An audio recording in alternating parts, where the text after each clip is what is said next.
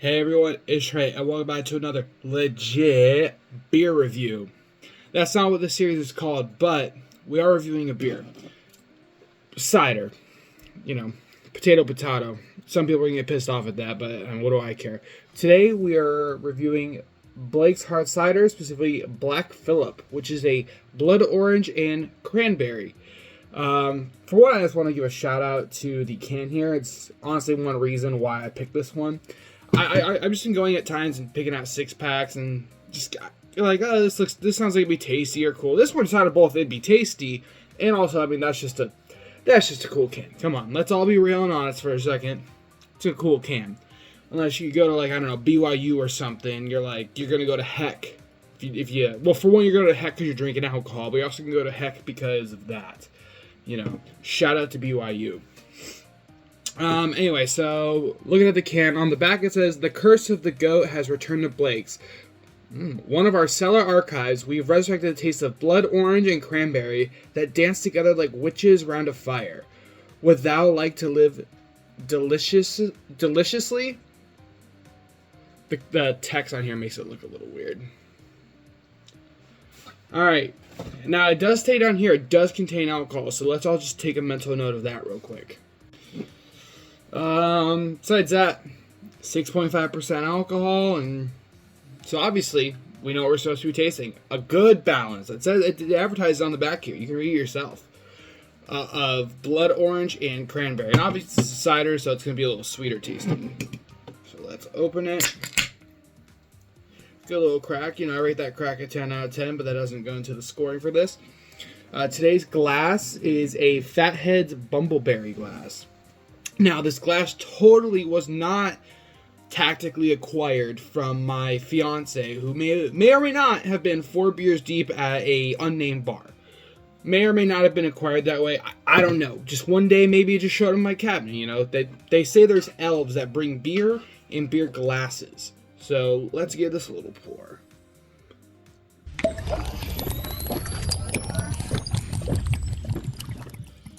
You know, this kind of looks kind of almost exactly what I think like a blood orange, maybe not cranberry, but more like the blood orange cider would look like. Let's put that right there so everyone can see the can. Alright. Smelling it, just kind of smells like your typical cider. I'm not really getting any of the hints of that. I backtrack. I think I'm getting hints of that cranberry, not too much of the orange. So it looks orange, but I mean, that's just kind of your pure cider look. But it smells of the cranberry. So I guess that's technically already even. But dog. So I guess it's already kind of even. Now let's see if it tastes as even as the color smell is.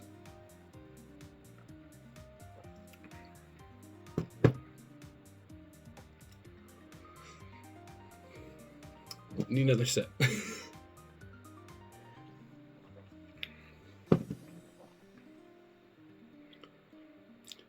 I think I'm getting a little bit more of that orange taste to it, but I'd say honestly it's pretty even. That's why I'm like, I'm not making that face like, I don't know, because of like, oh, I don't taste like either of these. It tastes, I think it does do a good combination. That's what can make it a little bit hard. I think I am getting a little bit more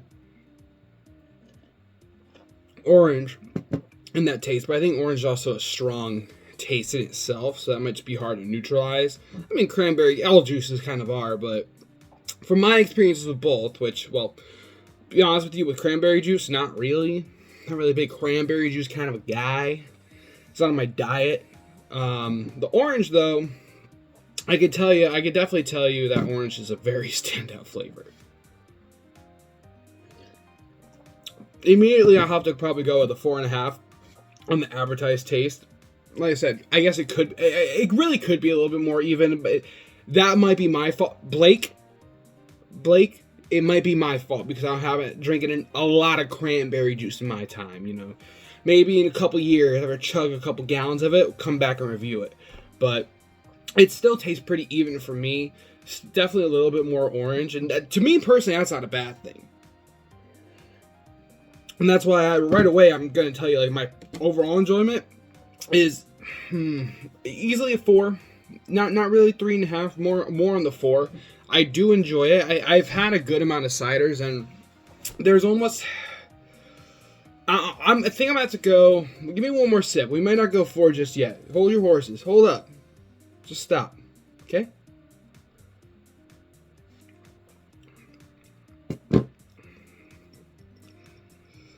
God, I know why people do a scale on 10 now. It's just a lot easier. But, you know, it's a challenge to myself to not be like, oh, you know, 6.5, 6.8, whatever. But they're probably a 3.5. There's a... So ciders are generally sweet, right? And I've had a lot of really good ciders. This one, it's sweet. It tastes good, but then it has a dryness at the end of it. And I don't know if it's maybe this batch. You know, I'm not here to assume anything about these beers. It's the last thing I want to do.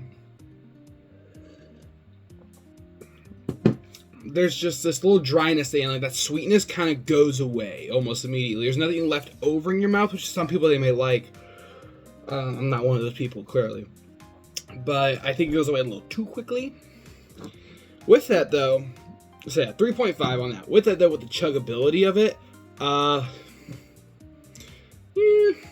you know what? I think we'll go a 4 on it too, right? We'll go a 4 there. This is the danger level. Sorry, chuggability danger level. I'm probably gonna say something different every time. I think this would be really easy to do. If anything, actually, a dryness at the end bumps it up because you're like, oh, this is so sweet. I just want to keep getting that sweetness in my mouth, my body. So I guess you could probably drink a lot. Like, you'd probably get through it if you have, you know, full like pints of this. You'd probably get through it pretty fast. Ooh, that's just smooth, sweet. It's 6.5%, and honestly, it doesn't taste like 6.5%.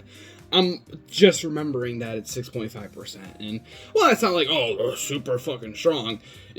Having had many beers who was even less than that, you know, they're a lot harder to chug or drink. This one, it's pretty smooth in that end. I really do think that having that, not that sweetness at the, like that leftover, was gonna make you want to keep putting more in, because it's that itch. It's that itch you want, you know? You got... Y'all got any more of that sweetness right there? So, overall, we gave it a 4.5 on the advertised taste.